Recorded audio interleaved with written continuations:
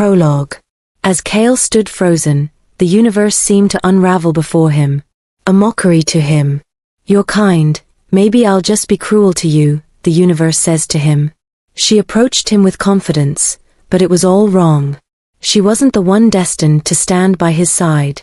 With every step, the wolf within him withered and grew weaker, as if suffocating under the weight of a bond forged from duty, not desire. A curse of loyalty, not love.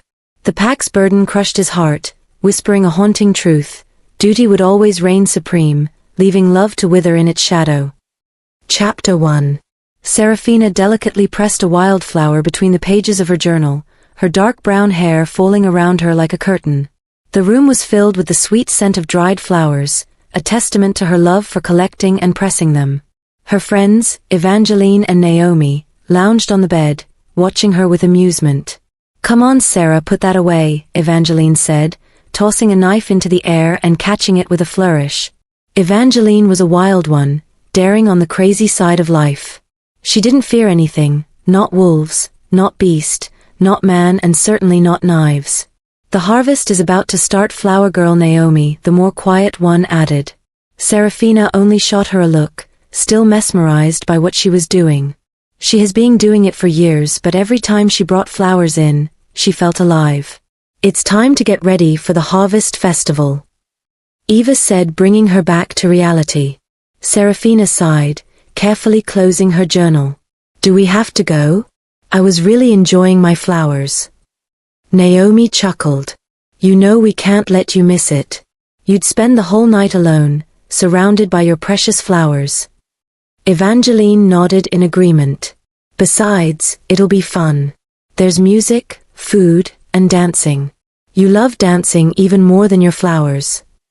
Not more than her flowers, but Serafina's golden eyes sparkled slightly at the mention of dancing, but her hesitation was still evident. "I don't know, I'm not really in the mood." Naomi gently coaxed her. "It's just one night, Sarah. We'll be with you the whole time. And who knows, you might even enjoy yourself." Evangeline jumped off the bed, her fiery red hair bouncing with the movement. "Now, let's get you dressed. We don't want to be late and miss all the fun." As Serafina stood up, her lean frame trembled slightly. Naomi handed her a delicate silver necklace. "Wear this, it'll bring you good luck." Evangeline and Naomi rummaged through her closet. Serafina's enthusiasm waned. She trailed behind them, her eyes scanning the room as if searching for an escape. "Which dress do you think I should wear?" Naomi asked, holding up two identical-looking gowns. Serafina shrugged, her voice barely above a whisper. "Either one is fine." Evangeline raised an eyebrow. "Come on, Sarah, help us out. Which one do you like better?" Serafina hesitated, her gaze drifting toward the window. I need to fix my hair first." Naomi chuckled. "Your hair looks perfect, Sarah. Besides, we can do it together." But Serafina insisted, spending an inordinate amount of time fussing over her locks. Evangeline and Naomi exchanged a knowing glance, their smiles faltering for a moment. They knew the game she was playing. It wasn't their first time going out. She dragged and dragged her feet until her friends, basically sisters, get tired and leave. "Sarah, we really need to get going," Evangeline said gently, her voice tinged with concern. Serafina's eyes darted toward the clock, her expression tightening. "Just 5 more minutes," she pleaded, her voice laced with desperation. Naomi's eyes softened. "Sarah, what's wrong? You're not excited about the festival, are you?" Serafina's gaze dropped, her shoulders sagging. I don't know, guys. I'm just not feeling it tonight." "Are you ever feeling it?" Evangeline chuckled, running her hair through Sarah's hair. Serafina frowned and turned her back. Evangeline's expression turned sympathetic. "We'll be with you the whole time, Sarah. We'll make sure you have fun." But Serafina's hesitation lingered, her eyes betraying her true feelings. She didn't want to go to the festival. She didn't want to face the crowds, the noise, or the expectations. But she couldn't tell her friends that. Not now, when they were all dressed and ready to go. Serafina finally relented, allowing Evangeline and Naomi to help her into a beautiful silver gown. The dress sparkled in the dim light of the room, accentuating Serafina's slender frame. But despite her elegant appearance, Serafina's eyes betrayed her true feelings, anxiety and apprehension. Evangeline and Naomi exchanged a reassuring glance, their faces set with determination. They were determined to get Serafina to relax and have fun. "Okay, Sarah, you look stunning," Evangeline said, giving Serafina a gentle nudge. "Now, let's get out of here and show you off." Naomi smiled warmly. "We'll be right by your side the whole time. You'll be fine." But Serafina's awkwardness was palpable. She fidgeted with her dress, her eyes darting toward the door as if searching for an escape route. Evangeline chuckled. "Sarah, you're not going to hide behind us all night, are you?" Serafina's cheeks flushed, and she looked down at her feet. I just feel a bit silly, that's all." Naomi's voice was soft and encouraging. "You look beautiful, Sarah. And we're here to support you. Just be yourself, and you'll be fine." Evangeline nodded in agreement. "Besides, the festival is supposed to be fun. Let's go enjoy ourselves." They headed out, hopefully Tom have fun. Cale sat at his desk, poring over a stack of papers, his silver eyes scanning the pages with intensity. His younger brother, Callan, lounged on the couch, watching him with a mixture of amusement and concern. "Cale, you're not even dressed yet," Callan said, tossing a small ball of paper into the air and catching it. "The harvest festival is about to start." Cale looked up, his expression distracted. "I'll be there, Callan. I just need to finish this." Callan shook his head. "You're always working, Cale. Tonight, take a break. Go have some fun." Cale's eyes narrowed slightly. "Fun? You know being the alpha isn't all fun and games, Callan." Callan jumped off the couch and walked over to Cale's desk. "I know that, Cale. But you can't always be serious. Tonight, let loose.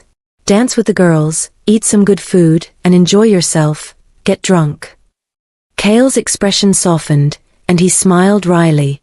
"I am not you." Callan grinned. "Obviously. But someone has to remind you to live a little. You've been so focused on leading the pack lately." Cale leaned back in his chair. "You're right, Callan. I'll try to have some fun tonight, but..." Callan clapped Cale on the back. "That's the spirit, brother. No buts. Now, go get dressed. We don't want to be late." Callan grinned mischievously. Cale knew that smile all too well. "All right, Cale, I'll make you a deal. If I win, you have to go to the harvest festival and dance with at least 3 girls." Cale raised an eyebrow. "And if I win?" Callan thought for a moment. "If you win, I'll be serious with paperwork for a week." A week of Callan serious with work, that was more than enough for Cale. Cale's eyes lit up with amusement. "You're on." Callan rubbed his hands together. "Let's do this." The two brothers faced each other, their eyes locked in a fierce stare. Then, in unison, they drew an imaginary circle around themselves with their feet. "Sparring match, just like when we were little," Callan said, his voice low and competitive. "They have always sparred. They enjoyed it. It kept them fit. And also they got to have fun. Right from when the wolf inside them were just little cubs." Cale nodded, his silver eyes glinting with excitement. "Let's see who's still got it." Without warning, Callan launched himself at Cale, their fists and feet clashing in a flurry of movement. The air was filled with the sound of their laughter and the thud of their blows. The game was on, and only one brother could emerge victorious. Callan dodged Cale's swift kick, his eyes sparkling with mischief, his wolf inside growled and his eyes turned blue, drawing power from within. He countered with a slick move, using Cale's momentum against him. Cale stumbled, off balance, and Callan seized the opportunity. With a triumphant whoop, Callan landed a gentle but firm tap on Cale's shoulder, pushing him out of the imaginary circle, making his victory even more cheesy. Cale's eyes widened in surprise, and he grinned. "Nice move, little brother. But let's be real, that was a cheat. Callan laughed, heaving with exertion. No way, I won fair and square. You're just sore because you got beat by your little brother. Cale chuckled, shaking his head. I'm not sore, I'm just stating facts. You got lucky. Callan smirked. Luck had nothing to do with it. I'm just the better fighter, or rather I have become a better fighter. Cale raised an eyebrow. Oh really? Well, I suppose I'll just have to concede defeat, this time. Callan grinned, his eyes sparkling with triumph. That's right, big brother. Now about that harvest festival, go get your ass ready. You have a date with 3 lovely ladies. Cale nodded, still grinning from his defeat. All right. I'll go to the harvest festival and dance with 3 lovely ladies, but I hope they can dance. Callan whooped in triumph. That's the spirit now, let's get you dressed and ready to go. Just as Cale was about to head to his room to change, his beta, Elias, appeared at the door, a somber look on his face. Alpha Cale, I'm afraid I have some urgent news, Elias said, his voice serious. Cale's expression turned serious. What is it, Elias? Elias is Cale's advisor, more like his best friend, and just like Cale he took his role seriously. But before Elias could respond, Callan intervened. Wait. A deal is a deal, Cale. You can't back out now. Cale hesitated, torn between his duty as alpha and his promise to his brother. Callan crossed his arms, his eyes flashing with determination. You have to go to the festival, Cale. You can't let a little work get in the way of your social life. Elias cleared his throat. I'm afraid this is more than just a little work, young Callan. This is a matter of great importance. But Callan cut him off. Whatever it is, it can wait. Cale, you promised me you'd go to the festival. You can't back out now. Cale sighed, weighing his options. Finally, he nodded. You're right, Callan. A deal is a deal. I'll go to the festival. Elias's expression turned disapproving, but Cale just smiled wryly. Don't worry, Elias. I'll deal with whatever it is later. For now, let's just enjoy the festival. Cale headed off to get ready, Callan grinning triumphantly by his side. Callan looked at Elias with a smile. You should come too. Cale's gonna be dancing with 3 lovely ladies. How many do you want? Chapter 2. The harvest festival was in full swing, the air thick with the smell of roasting meats, freshly baked bread, and most importantly wine. Wine that brought out the craziness in men and made the ladies lose virtue. The wine they served in this part of town was something different, was strong, and Callan wanted it all. As for Cale, he actually was looking forward to dancing with the lovely ladies. He hadn't had any drink, but it seemed the smell already got him. In the mood. Cale navigated through the crowds, his silver eyes scanning the sea of faces, but so far, he had yet to find anyone who caught his attention. Or his interest. But what kind of woman is he looking for? Short. He had issues with that. He was tall, muscular, and handsome. Quiet? Loud? Tall? He had not actually thought of the kind of lady he wanted. Being thrown into the world of being an alpha early, who would have time for pleasure or love. That was when he saw her, a vision in silver, her dark brown hair shining in the fading light. Serafina stood at the edge of the dance floor, her golden eyes sparkling with a mix of excitement and nervousness. Cale's gaze locked onto hers, and he couldn't look away. He felt an inexplicable pull, as if the wolf inside him was stirring, restless to be closer to this mysterious woman. Evangeline and Naomi flanked Serafina, chatting animatedly, but Cale's attention remained fixed on the raven-haired beauty. He waited for the perfect moment to approach her, his mind racing with possibilities. As the music changed, Serafina's friends dragged her onto the dance floor, laughing and spinning to the rhythm. Cale's eyes never left hers, his wolf growing more agitated by the second. He took a step forward. The music swelled, and Serafina's laughter carried on the wind, drawing Cale in like a magnet. The crowd seemed to fade into the background as Cale's focus narrowed to a single point, the captivating woman in silver, who had unknowingly captured his heart. Callan approached Cale, a sly grin spreading across his face. Hey Cale, I've been thinking. I've never actually seen you dance. Cale raised an eyebrow, his expression skeptical. What's your point, Callan? Callan's grin widened. My point is, I'm starting to think you're all talk and no action. You're always so serious and brooding. I'm not even sure you know how to have fun. Cale's eyes narrowed, his wolf growling softly in response to Callan's teasing. Callan sidled up to Cale, a mischievous glint in his eye. Hey big brother, what's wrong? You're frozen in place like a statue. Cale's gaze remained fixed on Seraphina, his expression unreadable. I'm just admiring the view. The view, or you mean her? Callan chuckled. Where's the big bad alpha? Or are you afraid of a little girl? Cale's eyes flashed with annoyance, his wolf growling softly in response to Callan's prodding. Shut up, Callan. But Callan just teased him further. Oh come on, Cale. You're not going to let a little fear hold you back, are you?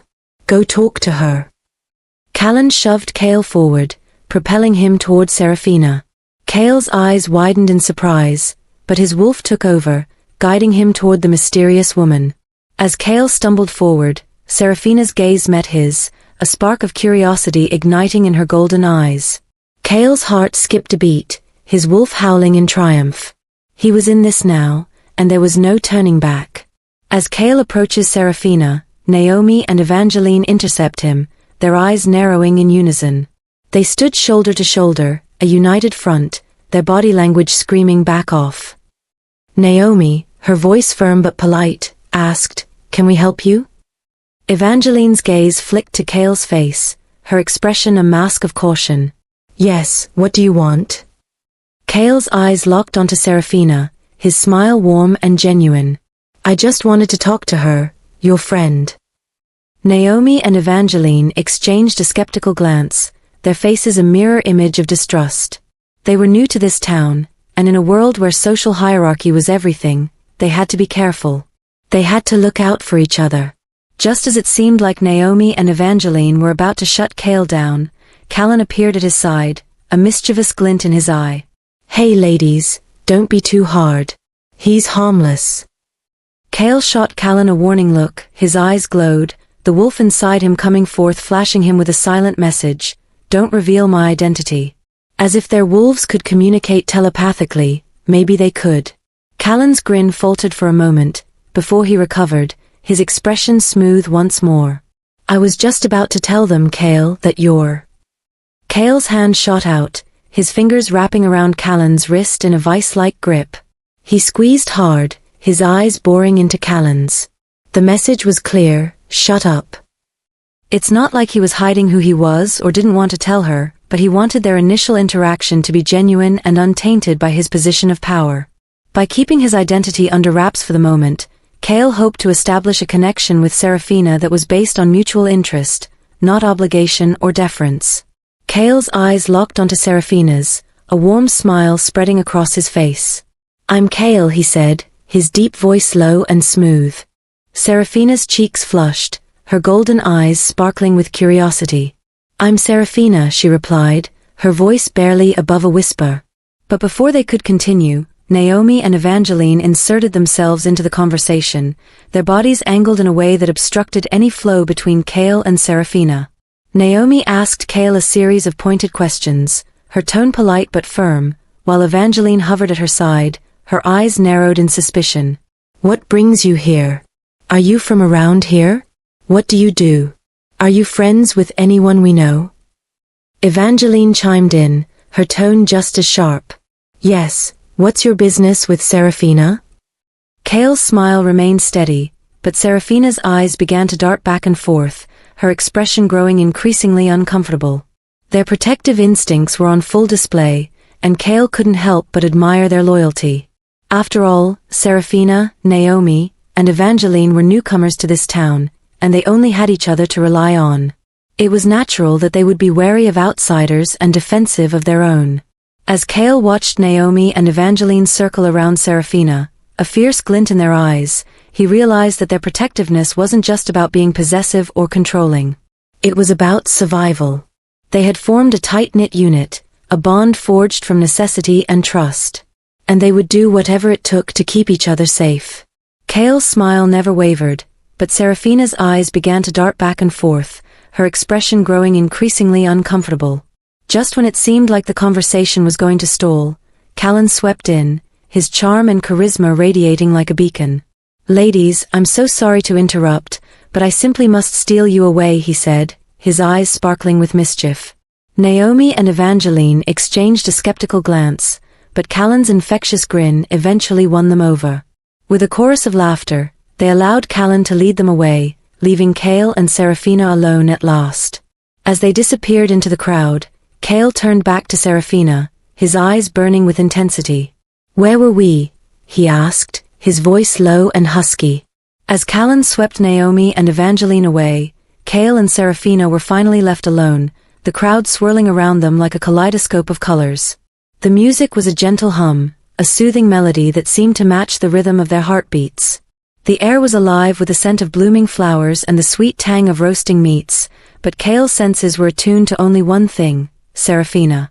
He breathed in the subtle fragrance of her perfume, a heady mix of vanilla and citrus that left him dizzy. As they walked through the crowds, the eyes of the townspeople followed them, a subtle but palpable weight that pressed upon their skin. Kale felt it, a prickling sensation at the back of his neck, but he ignored it, his focus solely on the woman beside him.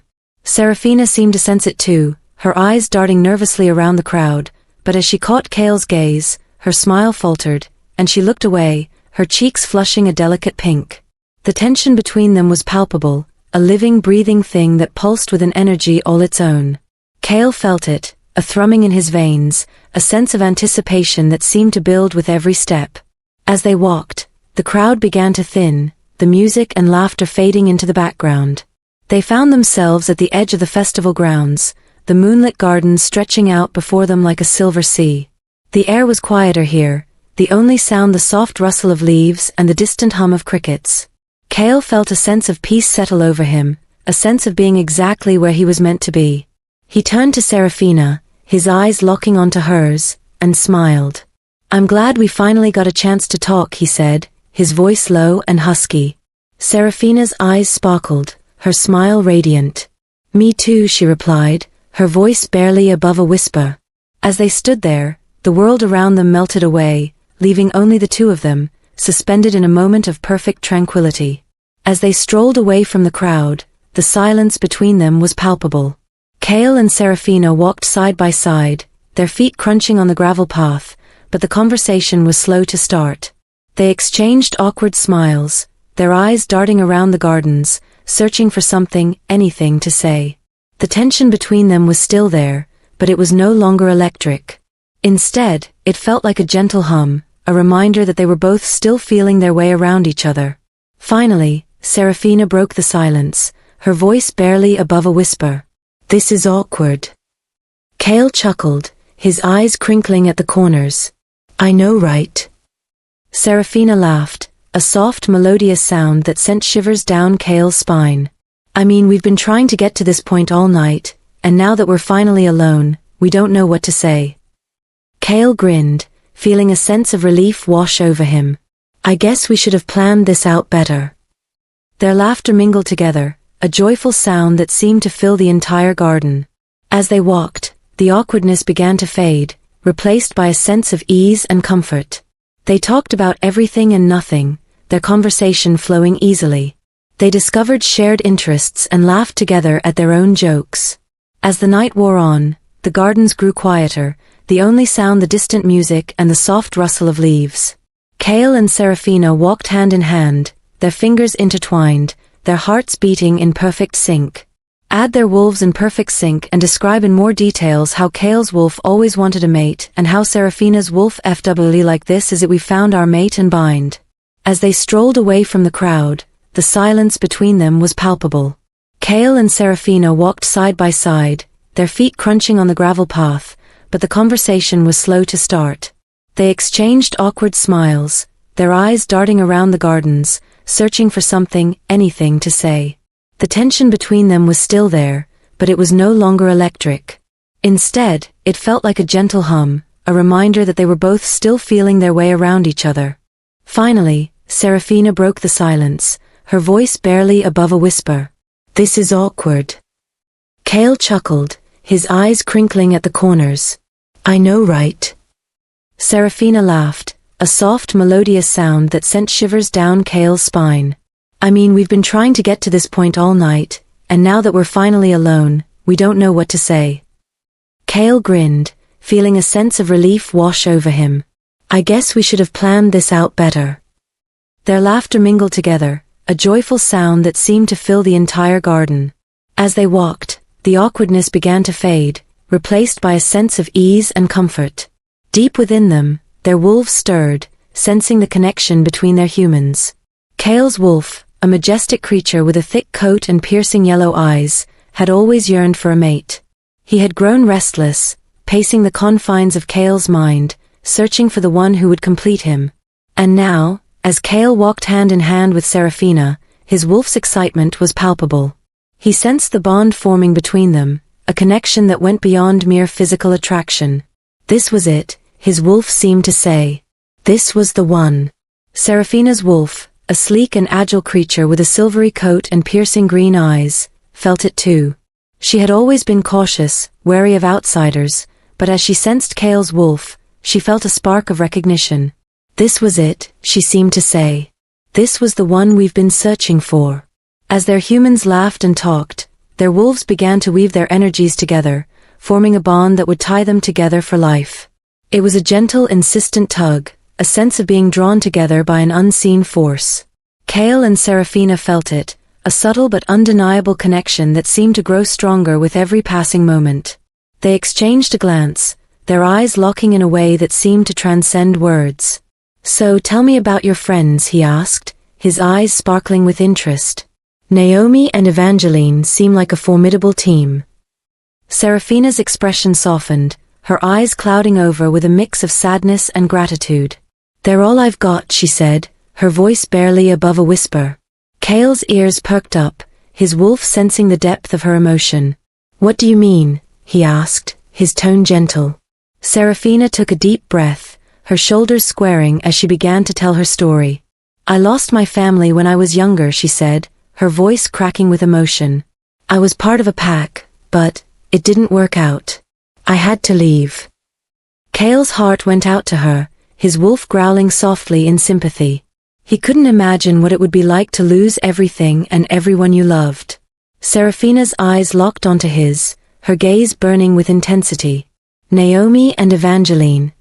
We met each other after I left my pack. We were all alone, all adrift in the world. But we found each other, and, ever since then we've been a team. Where one goes, we all go." Cale's respect for Seraphina and her friends grew exponentially. They had been through so much, and yet they had found a way to create a new family, a new pack together. As they strolled through the gardens, Cale and Seraphina found themselves lost in conversation, their laughter and smiles mingling together like the scents of the blooming flowers. But their peaceful moment was short-lived, as Elias appeared at Cale's side, his expression serious. "Cale, I need to speak with you," he said, his voice low and urgent. Cale looked at Elias, his gaze then shifting to Seraphina. "What is it?" he asked. Elias's expression was grim. "It's something urgent. It requires your immediate attention." Cale's face fell, his eyes flashing with concern. He turned to Seraphina, his expression apologetic. "I'm so sorry, Seraphina. I have to go." Seraphina's face fell, her smile faltering. "Oh, okay," she replied, trying to hide her disappointment. As Cale turned to leave, Elias fell into step beside him, their conversation hushed and urgent. Seraphina watched them go, her mind whirling with questions. Chapter 3. Cale strode through the mansion, his footsteps echoing off the marble floors. He was on a mission to find his younger brother, Callan. After meeting Seraphina, Cale couldn't shake off the feeling that he needed to see her again. And he knew just the person who could help him make that happen. He made his way to Callan's room, hoping to find him lounging on his bed or sprawled out on the couch. But when he opened the door, he was greeted by an empty room. Cale's eyes scanned the space, taking in the familiar mess of clothes and bottles. Callan's signature chaos. A smirk played on Cale's lips as he thought about his brother's antics. Callan was known for his wild ways, always drinking and carousing with the locals. He had a reputation for being fearless, always up for a challenge, and occasionally getting into fights or drinking to a stupor. Cale's eyes sparkled with amusement as he recalled the numerous times he'd had to bail Callan out of trouble. But despite his brother's rough exterior, Cale knew Callan had a heart of gold. He decided to check outside, hoping to find Callan enjoying the night air. As he stepped out into the gardens, the cool breeze hit him, carrying the scent of blooming flowers and the distant sound of laughter. Cale's eyes scanned the gardens, searching for his brother's familiar figure. And then he spotted him, sitting on a bench, a bottle of whiskey clutched in his hand, a grin plastered on his face. Cale's lips curved into a wry smile as he approached his brother. "Callan, what are you doing out here?" he asked, shaking his head in amusement. Callan looked up, his eyes bleary from drink. "Just enjoying the night, bro," he slurred, holding up his bottle in a toast. Cale chuckled, sitting down beside his brother on the bench. "You're going to drink yourself into a stupor, aren't you?" he teased. Callan grinned, taking a swig of whiskey. "Maybe," he admitted, his voice sloppy. Cale sighed, shaking his head. He knew Callan's drinking habits all too well. But he also knew that his brother was harmless, even if he was a bit of a wild card. "Callan, I need to ask you something," Cale said, his tone serious. Callan looked at him, his eyes squinting in curiosity. "What's up, bro?" he asked, his voice slightly more sober. Cale hesitated, unsure how to phrase his question. "Do you know anything about Serafina?" he asked finally, his eyes locked on his brother's face. Callan's expression turned blank, his eyes glazing over. "Serafina? No. No idea, bro," he slurred. Cale's eyes narrowed slightly, but he didn't push the issue. He knew Callan wouldn't remember anything useful in his current state. But then, Callan's face lit up with a sudden memory. "Hey, I know where Naomi stays though," he exclaimed, his voice loud and triumphant. Cale's interest piqued, he leaned in, trying to get more information out of his brother. "Where?" he asked, his voice low and encouraging. Cale's eyes lingered on his brother's face, a mix of frustration and amusement warring within him. He knew better than to try to have a serious conversation with Callan when he was in this state. As he stood up to leave, Callan's words echoed in his mind, "I know where Naomi stays though." Cale's heart skipped a beat at the prospect of seeing Serafina again, even if it was just a chance encounter. He couldn't shake off the feeling that he'd left something unfinished between them. The way she smiled, the way her eyes sparkled in the moonlight, it all lingered in his mind like a ghost. As he walked back to his room, Cale found himself lost in thought. Did she want to see him again? Had their conversation meant anything to her, or was it just a fleeting moment? He couldn't answer those questions, but he knew one thing for certain, he wanted to see her again. And if that meant going with Callan to see Naomi, then so be it. Cale's mind whirled with possibilities as he lay in bed, staring up at the ceiling.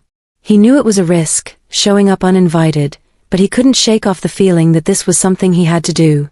Cale planned to go with Callan to see Naomi. He felt a thrill of excitement at the prospect of possibly seeing Serafina again, and he couldn't help but wonder what the outcome of their visit would be. The next day, Cale and Callan arrived at Naomi's place, a small cottage on the outskirts of the village. Cale had briefed Callan on the plan, and his brother had agreed to help him win Naomi over. As they approached the door, Callan grinned mischievously. "Leave this to me, bro," he said, winking at Cale. But before Callan could even knock, the door swung open, and Naomi's face appeared. Her eyes widened as she took in Callan's familiar face, and her expression darkened. "Callan," she spat, her voice venomous. "What do you want?" Callan's grin faltered, and he took a step back, surprised by Naomi's hostility. "Hey Naomi, we just wanted to." But before he could finish, Naomi slammed the door shut, leaving Cale and Callan standing awkwardly on the porch. Cale's eyes met Callan's, and he raised an eyebrow. "I guess that didn't go as planned," he said dryly. Callan shrugged, looking sheepish. "I guess I'm not as charming as I thought," he admitted. Cale chuckled, clapping his brother on the back. "Don't worry, We'll figure out another way to get to Serafina. Kale turned to Callan, his eyes flashing with a mix of frustration and amusement. What did you do? He asked, his voice low and even with a hint of warning. As he waited for Callan's response, Kale's wolf stirred within him, its hackles raised and ready to attack. Kale's eyes began to glow with a faint, eerie light, a sign that he was on the verge of shifting. His anger and frustration simmered just below the surface, threatening to boil over at any moment. The opportunity to see Serafina again had been within his grasp, and now it seemed to be slipping away, all because of Callan's reckless behavior. Kale's wolf growled softly, its fury echoing through Kale's mind. Callan's face scrunched up in thought, his brow furrowing as he tried to recall the details. And then, his eyes widened in remembrance, a sheepish grin spreading across his face. Oh yeah. I think I might have pissed her off that one time. I was drunk, and I don't really remember what happened. Kale's eyes flashed with annoyance, his gaze burning with an inner fire. He smacked Callan on the back of the head, the sound echoing through the quiet afternoon air. You idiot, he growled, his voice low and menacing. Callan yelped, rubbing the back of his head as he took a step back, his eyes wide with surprise. But as he met Kale's gaze, he felt a shiver run down his spine. His younger wolf, sensing Kale's alpha energy, calmed down, recognizing the authority and power that radiated from Kale like a palpable force. Kale's eyes seemed to bore into Callan's very soul, a reminder that he was not a person to be trifled with. Callan swallowed hard, feeling a twinge of fear as he gazed up at his brother. Kale's broad shoulders seemed to loom over him, his rugged features chiseled from granite, unyielding and unforgiving. Kale took a deep breath, his anger and frustration melting away as he realized that he needed to make things right. He looked at Callan, who was still rubbing the back of his head, and then turned his attention to the closed door. Naomi, please open the door, Kale called out, his voice low and contrite. I'm sorry about what happened. Callan didn't mean to upset you. There was no response from the other side of the door, and Kale could sense Naomi's anger and hurt. He took a step closer to the door, his hands spread out in a placating gesture. Naomi, please, he begged. I need to talk to you. It's pretty urgent. Callan looked on, a mixture of surprise and admiration on his face. He had never seen Kale beg before, and it was a humbling sight. Kale continued to plead with Naomi, his voice growing more urgent and sincere. I promise that Callan will apologize and make amends. We just need to talk to you. The door remained shut, but Kale could sense Naomi's resolve weakening. He took a deep breath, hoping that his next words would be the key to unlocking the door. Naomi, I'm begging you. Please open the door. I really need to speak with you. Naomi slowly opened the door, her eyes narrowing as she took in Kale's pleading expression. She looked at Callan, her gaze lingering on his sheepish face before returning to Kale. I don't know why I should listen to you, Naomi said, her voice guarded. You're just like your brother, always causing trouble and hurting people.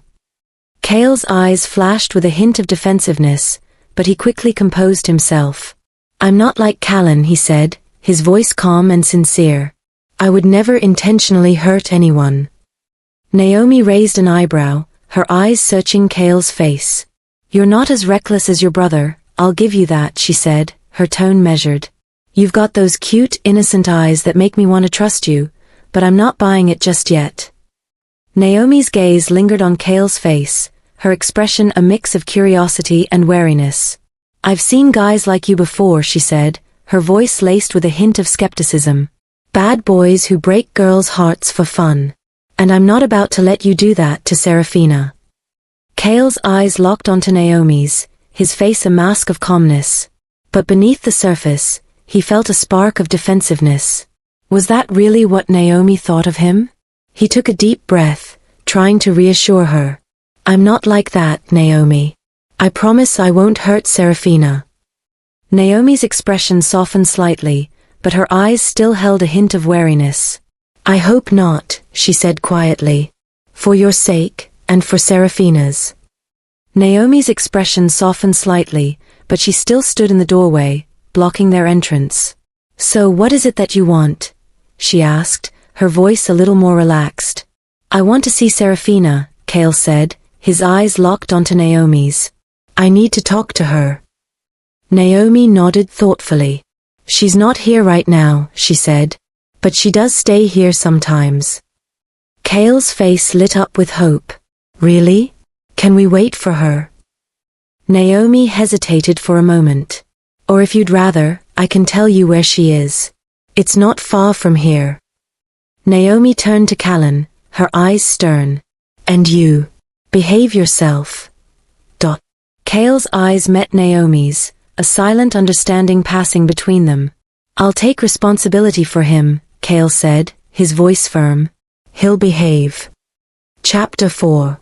As Naomi finished speaking, Cale nodded, his eyes scanning the surrounding area. "We'll be careful," he promised.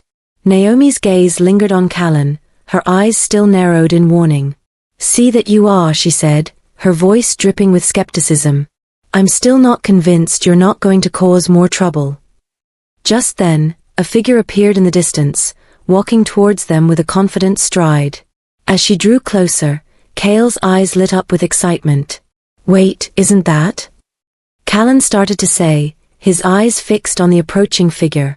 Naomi's gaze followed theirs, a small smile playing on her lips. "Looks like Seraphina's on her way back," she said, her voice tinged with amusement. "And just in time, too. I'm sure you'll have a lot to discuss." As Seraphina approached, Naomi's eyes flicked back to Callan, her expression stern. "Remember, behave yourself," she warned, her voice low and serious. Callan really had nothing to do with Seraphina, but she just enjoyed throwing the jabs at him, and it seemed she had a lot more to give. Callan nodded, looking chastened, as Seraphina drew closer. Her eyes locked onto Cale's, a hint of surprise and curiosity in their depths. As they all filed into the house, Callan let out a triumphant whoop, pumping his fist in the air. "Yes, I'm in. Thanks, guys." Cale chuckled, shaking his head. "You're something else, little brother," he said, ruffling Callan's hair. Seraphina smiled, her eyes sparkling with mirth. "I have a feeling this is going to be an interesting afternoon," she said, leading the way into the living room. As they all settled in, Naomi offered them freshly baked bread and cheese.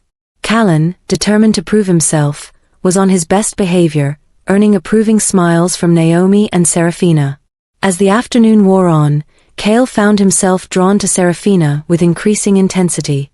He longed to know more about her, to hear her thoughts and feelings, and to understand what made her tick.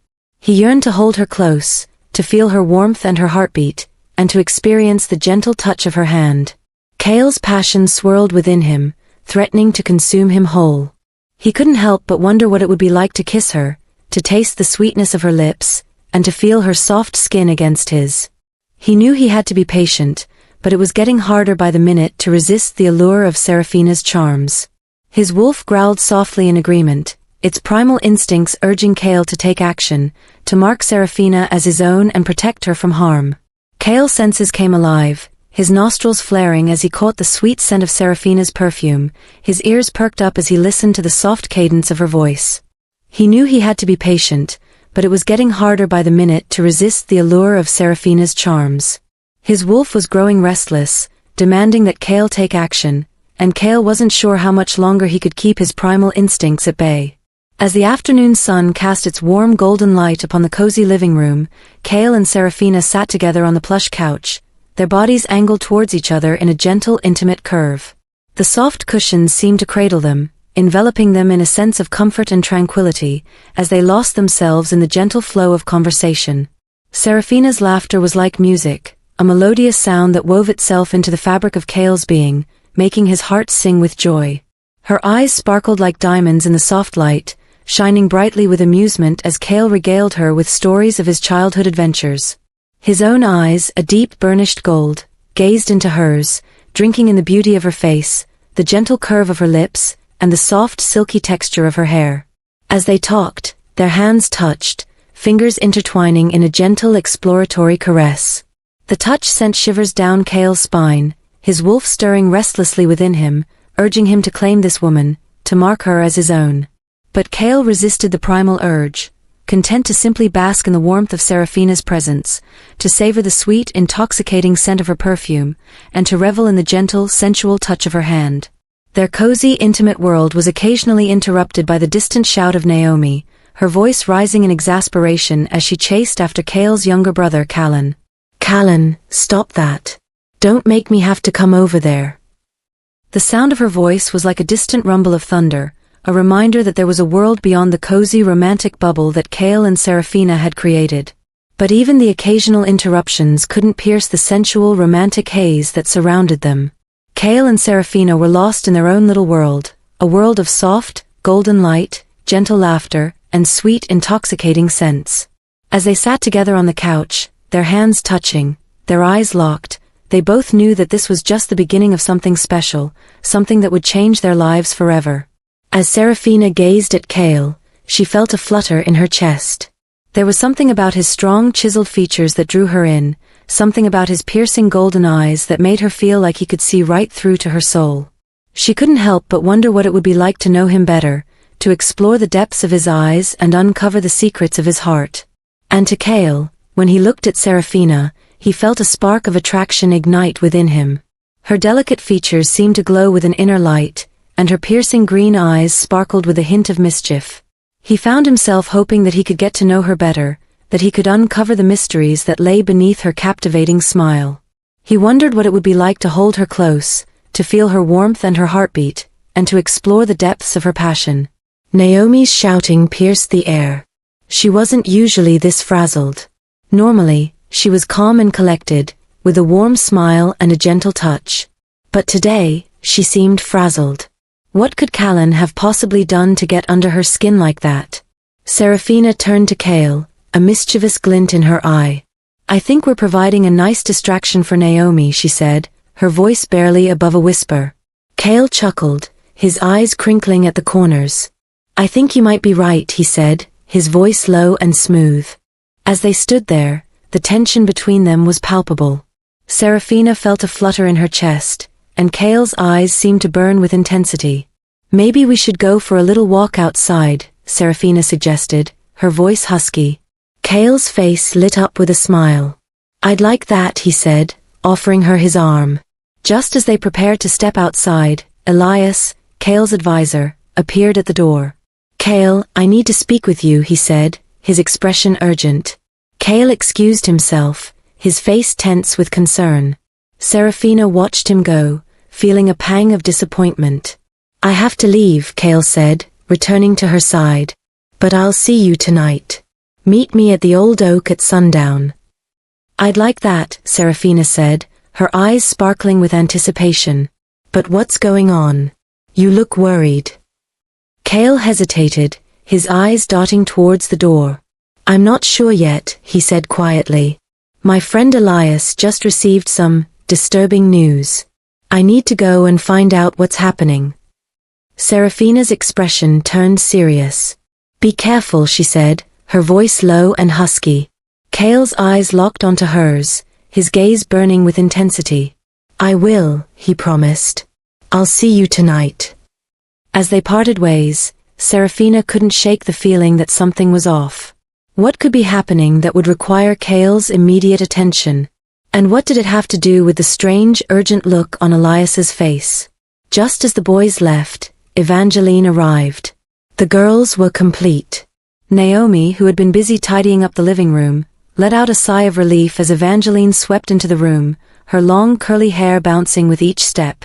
"Thank goodness you're here, Evie," Naomi said, rolling her eyes good-naturedly. "I need some adult conversation after dealing with those two rambunctious boys." Serafina laughed, settling into the couch beside Evangeline. "I think they're just excited to have some freedom," she said, smiling. Evangeline grinned mischievously. "Freedom to get into trouble, more like," she said, winking. As they chatted, the conversation turned to Cale and Serafina's earlier encounter. Naomi's eyes sparkled with curiosity as she turned to Serafina. "So what do you think of Cale?" she asked, her voice low and conspiratorial. Serafina felt a blush rise to her cheeks as she hesitated, unsure of how to respond. But Evangeline and Naomi were like sisters to her, and she knew she could trust them with her thoughts. I think he's intriguing, she said finally, choosing her words carefully. Naomi and Evangeline exchanged a knowing glance, their eyes sparkling with amusement. Intriguing. Evangeline repeated, her voice dripping with skepticism. That's just code for, I'm totally smitten. Serafina laughed, feeling a little self-conscious. Maybe, she admitted, her voice barely above a whisper. As they continued to chat, the conversation turned to all things Cale, his rugged good looks, his charming smile, and his mysterious, brooding nature. The girls were like a trio of conspirators, sharing their thoughts and feelings about the enigmatic Cale, and speculating about what the future might hold for him and Serafina. The meeting hall was filled with the pack's elders, all gathered to discuss the pressing issues facing their community. Cale stood at the head of the table, his eyes scanning the room as he waited for the final member of the high table to arrive. I don't see why we have to wait for Callan, one of the elders grumbled. He's always late, and he never takes these meetings seriously. Cale's expression was firm. Callan is a member of the high table, and he has a right to be here. We'll wait for him. Just then, the door burst open and Callan strode in, a mischievous glint in his eye. He was a younger version of Cale, with the same chiseled features and piercing golden eyes. But while Cale exuded a sense of calm, confident authority, Callan seemed to radiate a carefree, reckless energy. Sorry I'm late, Callan said, dropping into his seat with a grin. I was busy. Cale raised an eyebrow. Busy, he repeated, his tone skeptical. Callan shrugged. I was chasing a rabbit. I didn't catch it, but it was fun trying. The elders exchanged exasperated glances, but Cale just smiled. He knew that Callan didn't care much for duty, pack politics, or any of the other serious things that weighed on Cale's shoulders. But despite his carefree exterior, Callan was fiercely loyal, and Cale knew he could trust him with his life. All right, let's get started, Cale said, his eyes scanning the room. We have a lot to discuss. Our pack is facing some serious challenges, from food shortages to threats from neighboring packs. We need to come up with a plan to protect ourselves, and to ensure our survival, said Darius. Lord Darius's sharp green eyes scanned the room, his expression calculating. His tall, broad frame seemed to command attention, and his gray-streaked black hair gave him an air of distinguished authority. Darius wasn't just interested in survival, but he wanted to see the pack's bloodline grow and become stronger. The meeting launched into a lively discussion, with all the elders contributing their thoughts and ideas. Callan listened intently, his eyes narrowing as he considered each point. Despite his lack of interest in pack politics, he was intelligent and insightful, and Cale valued his input. However, with each suggestion, there was always someone opposing it. Callan spoke out against the alliance, citing concerns about losing their pack's autonomy. Meanwhile, Cale expressed reservations about expanding their hunting grounds, worrying that it could lead to conflicts with other packs. As the debate continued, it became clear that finding a solution wouldn't be easy. The pack's problems were complex, and there was no one-size-fits-all answer. But Cale was determined to find a way forward, and he listened intently to each suggestion, weighing the pros and cons. Lord Darius's sharp green eyes gleamed with calculation as he suggested, we could host Alpha Cedric and his pack. Forming an alliance could provide us with the protection and resources we need. As soon as the words left Lord Darius's lips, Cale's wolf growled loudly in protest. Cale's instincts screamed that this was a bad idea, that something terrible would come of it. But he knew his pack needed this alliance, and he had to agree.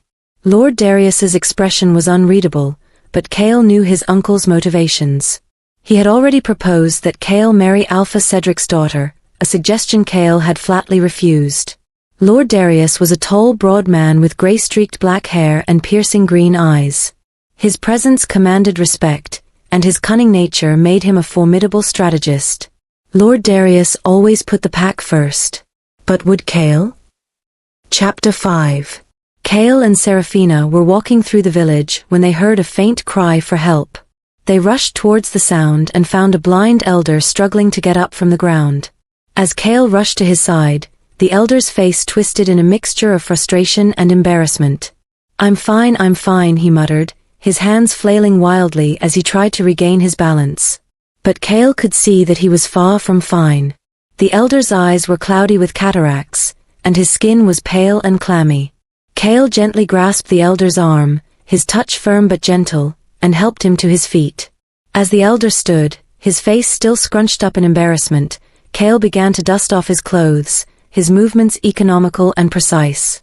The elder's hands, still fluttering wildly, finally came to rest on Kale's arm, his fingers wrapping around it like a vice. For a moment, the two simply stood there, the elder's grip on Kale's arm tightening as he struggled to regain his composure. Kale didn't push him, didn't try to hurry him along. Instead, he simply stood there, his eyes fixed on the elder's face, his expression calm and reassuring. It was only when the elder's grip finally relaxed, his face smoothing out into a mask of dignified calm, that Kale spoke up. "Is there anything I can do to help you, sir?"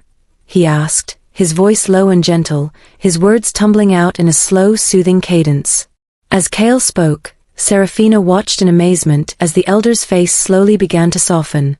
His eyes, cloudy with cataracts, seemed to gleam with a newfound warmth, and his expression, once tight with embarrassment, relaxed into a gentle smile. As they walked further, they came across an old man sitting on the ground, his eyes fixed on the dirt beneath his feet. He looked up as Kale and Serafina approached, his eyes filled with a deep sadness. Kale's gaze met the old man's, and he could sense the desperation emanating from him. Without hesitation, Kale reached into his pocket and pulled out a few coins, handing them to the old man. "Take it," Kale said softly. "Buy yourself something to eat." The old man's eyes widened in surprise, and he looked up at Kale with a glimmer of hope. "Thank you, young one," he said, his voice shaking with gratitude. Serafina watched the exchange, her heart swelling with emotion. She had never seen a man so kind and generous, and yet so strong and willed. He wasn't doing it to please anyone, he genuinely wanted to help. There was no expectation of reward or recognition, just a simple, selfless act of kindness. It was clear that he genuinely cared about the people around him, and was willing to go out of his way to help them. This realization only deepened Serafina's admiration for Kale, and she felt a pang of longing. She couldn't help but be drawn to Kale's quiet strength, his unwavering compassion. She wanted to be around him more, to see more of this side of him. Kale and Seraphilan finally found themselves alone, strolling hand in hand along the winding path that meandered through the vibrant blooms.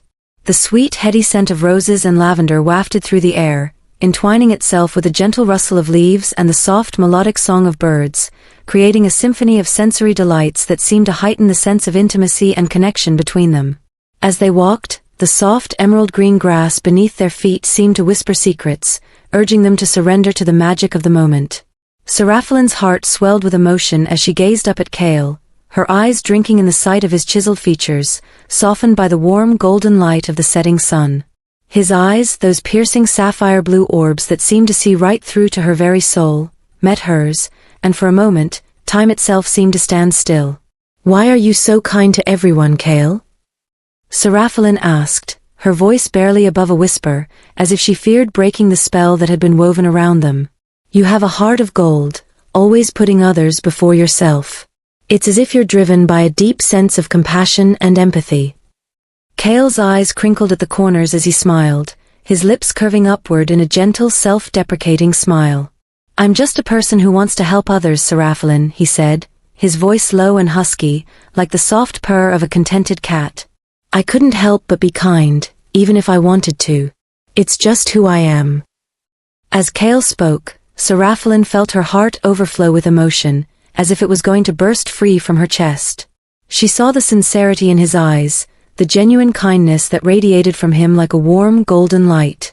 She felt her very soul stir, as if it was awakening from a deep slumber, and she knew in that moment that she was irretrievably lost to this man, this kind and compassionate soul who had captured her heart in a way that she never thought possible. Without thinking, Seraphilan reached out, her hand brushing against Kale's. It was a gentle, fleeting touch, but it sent shivers down her spine, as if the very fabric of reality had been altered by that simple, innocent contact. Kale's eyes met hers, and for a moment, they just looked at each other, the world around them melting away, leaving only the two of them, suspended in a moment of perfect, golden silence. As the sun dipped below the horizon, Casting the garden in a soft ethereal twilight, Kale and Seraphalin stood there, hands touching, hearts beating as one, their very souls entwined in a deep and abiding bond that seemed to transcend the boundaries of time and space. It was a moment of pure, unadulterated magic, a moment that would stay with them forever, a reminder of the deep and abiding connection that they shared. The sound of rustling leaves and snapping twigs echoed through the garden, signaling the arrival of a new guest. Kale's head turned, his eyes narrowing slightly as he watched Alpha Cedric make his grand entrance. Cedric strode into the garden, his piercing gaze sweeping across the assembled warriors and guests.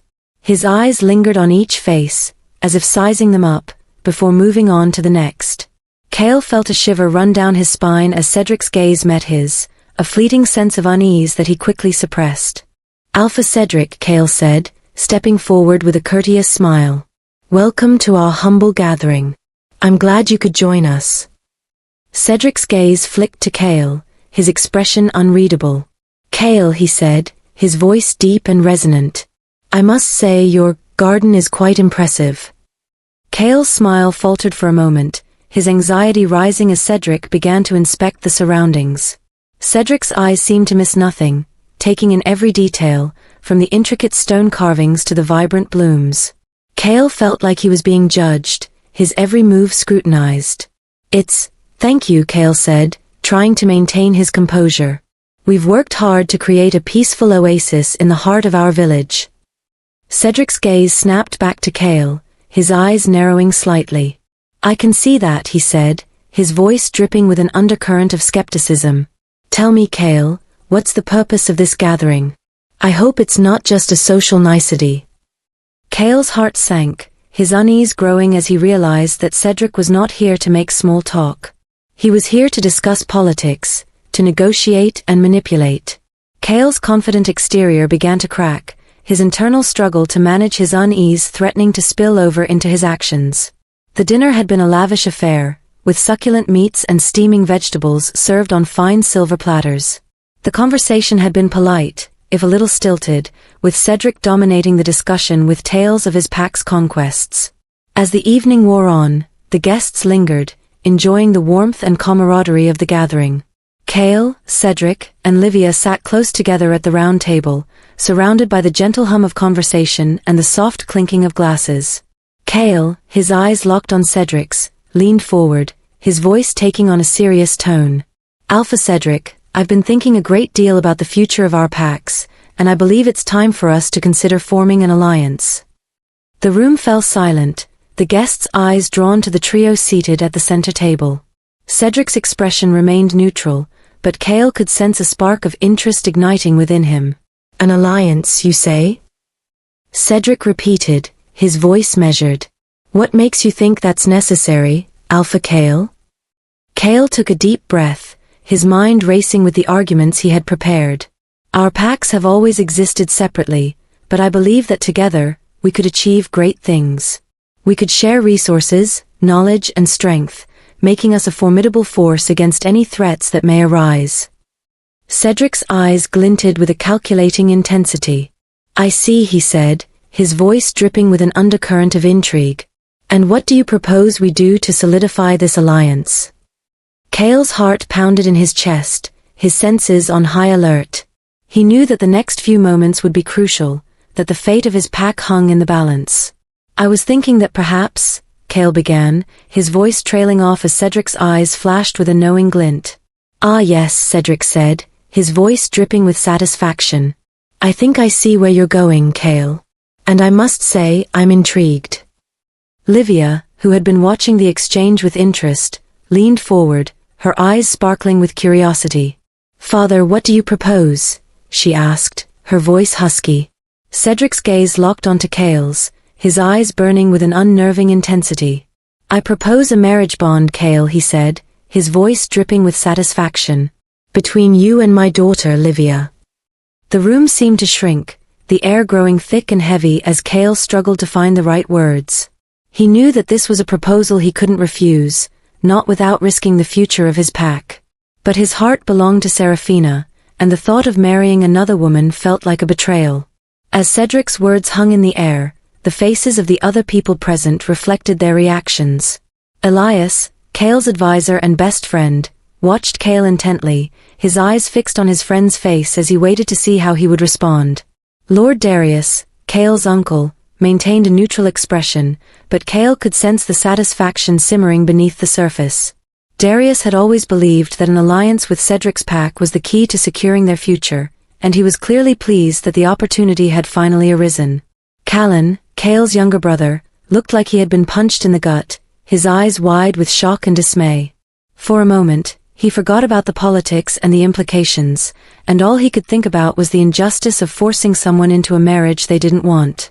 But then his gaze drifted to Livia, and for a fleeting instant, he imagined what it would be like to be with her. Her curves and beauty were undeniable, and Callan felt a pang of lust. But he quickly shook off the feeling, reminding himself that no one should be forced or compelled into a marriage against their will, especially not his brother. "I must say, Alpha Cedric, that's a big ask," Cale said, trying to sound diplomatic. "I'll need to discuss this with my council and consider the implications for our pack." Cedric waved his hand dismissively. Of course. Take all the time you need. I'm confident that you'll see the wisdom in this proposal." But then his expression turned sly, and he added, "Although I must say, a real alpha doesn't need to think long and hard about a decision. He trusts his instincts and acts with confidence. After all, a true leader doesn't hesitate like a woman weighing her options." "A strong wolf inside you should be telling you what to do immediately," Cedric continued, his voice dripping with condescension. "Is the wolf weak too?" Cale felt his anger simmering just below the surface. His wolf stirred within him, its own anger and frustration rising to the forefront. But Cale kept his cool, knowing that he couldn't afford to show his hand. "I'll take that into consideration, Alpha Cedric," Cale said, his voice neutral. But Cedric's words had struck a nerve. Cale knew that his hesitation wasn't about being indecisive or weak. It was about his heart, and the fact that he couldn't imagine marrying anyone but Seraphina. As the evening wore on, Cale tried to push the proposal to the back of his mind and enjoy the gathering. But his thoughts kept drifting back to Cedric's words, and the weight of the decision that lay before him. Cale's thoughts drifted to Seraphina, and he wondered what she might be doing at that moment. Was she walking in the gardens, enjoying the peacefulness of the night? Or was she sitting by the window, lost in thought? Cale's heart ached with longing, and he felt a pang of regret for not being able to share his burden with her. He had to find a way to make things right, but for now, he was trapped in a web of duty and obligation. As the night wore on, Cale's internal conflict grew. He hid his frustration behind a mask of calm, but it was clear that his world was being torn apart. Chapter 6.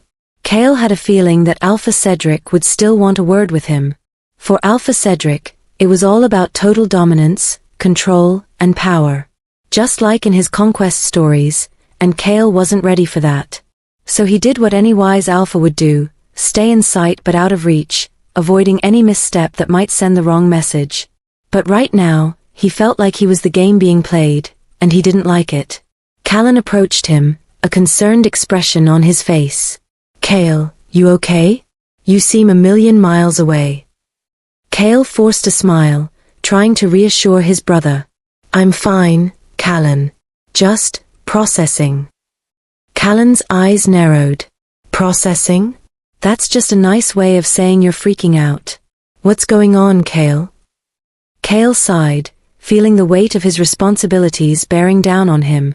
"I just need some time to think, Callan." Callan nodded, his expression understanding. "You should get some air, Cale. Clear your head." Cale agreed, and Callan clapped him on the back before moving off to mingle with the other guests. As Cale stood there, lost in thought, he felt a presence behind him. He turned to see Alpha Cedric standing there, a calculating glint in his eye. "Cale, a word," Cedric said, his voice low and commanding. Cale's instincts screamed at him to be cautious, but he knew he couldn't avoid this conversation. He nodded, and Cedric led him to a quiet corner of the room. Cale's body language screamed his unease, his shoulders were tense, his hands clenched into fists, and his eyes darted around the room as if searching for an escape. But Cedric just watched him, his expression unyielding, as if waiting for Cale to finally face the reality of what he was suggesting. You know what this alliance means, Kale, Cedric continued, his voice low and even, yet somehow managing to convey the sense of an ultimatum being delivered. It means security, protection, and a future for your pack. But it also means you'll have to make a sacrifice, one that may go against every instinct and desire that drives you as a wolf and as a man. Kale felt a sense of trepidation creeping over him, his mind racing with the implications of Cedric's words. He knew that he couldn't afford to let his personal feelings cloud his judgment, not when the future of his pack hung in the balance. Yet, the thought of sacrificing his own happiness, of giving up the chance to be with Seraphina, felt like a betrayal of his own heart. Life doesn't always go as planned, Kale, Cedric said, his voice blunt and unyielding. As Alpha, you must make hard choices for your pack, even if it means sacrificing your own happiness. Your pack needs this alliance more than you need your own desires. You must put their needs above your own, no matter how difficult that may be. Kale felt the weight of Cedric's words pressing down on him, the burden of his responsibilities as Alpha threatening to overwhelm him. He knew that Cedric was right, his pack's future was at stake, and he couldn't afford to let his personal feelings get in the way. Yet, a part of him rebelled against the idea of sacrificing his own happiness, of giving up the chance to be with the one wolf he truly loved. As the silence between them stretched out, Kale felt his internal conflict growing, his heart and mind at war over what he knew he had to do. He knew that he couldn't avoid making a decision, not now that Cedric had laid the situation out so bluntly before him. You have a fortnight to decide, Cedric said finally, his voice breaking the silence between them. I expect an answer by then. Don't think that you have a choice, Kale. You do, but it's not the one you think you have. The finality of Cedric's words left Kale feeling trapped and uncertain, his mind reeling with the implications of what lay ahead. He knew that he had to make a decision, and soon, but a part of him dreaded what that decision might be. Kale's instincts urged him to defend his beliefs about love and loyalty to his pack. But Alpha Cedric, I believe that our pack's strength comes from our bonds of love and loyalty, not just from strategic alliances, he said, trying to sound convincing. Cedric's expression turned skeptical, his eyes glinting with amusement. Idealism is all well and good, Kale, but it won't fill the bellies of your pack members. It won't keep them safe from harm. You need to make practical decisions, not emotional ones. Kale felt a surge of frustration at Cedric's words. He knew that the older Alpha was trying to undermine his confidence, to make him doubt his own beliefs. But a part of him wondered if Cedric was right. Was he being naive to think that love and loyalty could overcome the harsh realities of their world? The pack will starve and struggle unless you make a decision that benefits them, not just your own heart, Cedric continued, his voice relentless. You must think about what's best for the pack, not just what's best for you. Kale's idealism began to crumble under the pressure. He felt his resolve weakening, his heart heavy with the weight of his responsibilities. He knew that Cedric was right, he did have to think about what was best for the pack. But a part of him still rebelled against the idea of sacrificing his own happiness, of giving up on the chance to be with Seraphina. Kale sat alone in the darkness, his mind racing with conflicting thoughts. The conversation with Cedric still lingered, the weight of the older Alpha's words settling heavily upon him. He felt like he was being pulled in different directions, one part of him yearning to hold on to his love for Seraphina, while another part felt the crushing burden of duty to the pack. He thought about Cedric's words, about the need to make practical decisions, to put the pack's needs above his own desires. But he couldn't shake the feeling that he was being forced to choose between his heart and his duty. Why did it have to be one or the other? Why couldn't he find a way to balance his love for Seraphina with his responsibilities as Alpha? As he sat there, wrestling with his emotions, Kale felt his frustration and confusion grow. The pressure of leadership felt more intense than ever, the weight of his responsibilities threatening to overwhelm him. He thought about all the times he had shouldered the burdens of his pack, all the times he had put their needs above his own. But this felt different. This felt like he was being asked to sacrifice a part of himself, to give up on the one thing that brought him true happiness. Kale's thoughts swirled, his mind a maelstrom of conflicting emotions. He didn't know what the future held, or how he would reconcile his personal feelings with the reality of his responsibilities as Alpha.